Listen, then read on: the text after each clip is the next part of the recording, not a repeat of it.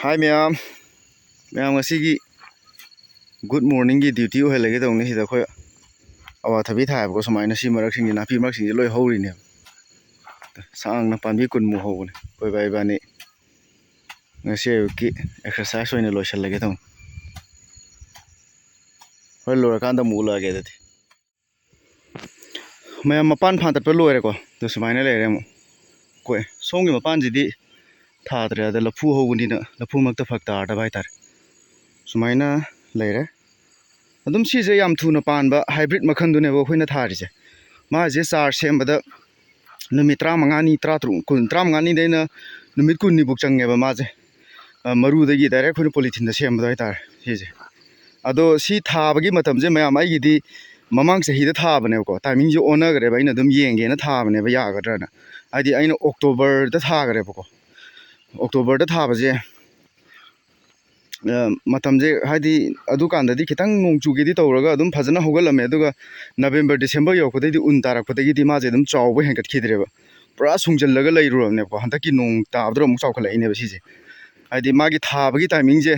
ona ge hai tare ado mayamna thabi ge khallaga di haidi December January swai dagi dum char sembe yare ko ma je adu semaga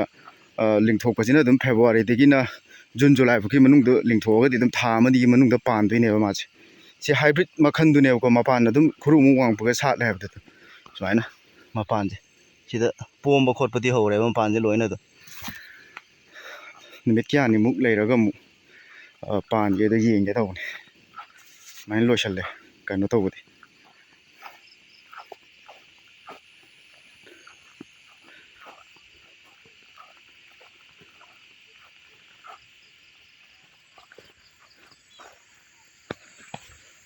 mapan di loi sat labni to khum tang wang da ngai ri ko mapan di loi sat le pan bi yam de aina maru kunthra muk tha ba maru di am haude 35 muk tang hawe tai do loina mi soi bai tar sida thar je dum pan bi 35 muk ki chang ne si ma sang je thar chong wang di yaw tre ko dum ma khoi gi farm je ju hai tar irang la ko dagi ya gi da bai tar khoi men oina khoi gi di ok ki ne ba ko pukhi je nga tha dei adu irang la ko dagi pura shutdown tar ga lei gram ne do dum hujik ti khar chang ba ya re mu te hawet ke na mu taw ra si ta jing je la phu man a ngak te ne ko koi sai da hori la phu jing je ka ga tha de ko na phi sa bi ne yam pam na sai la phu mana si le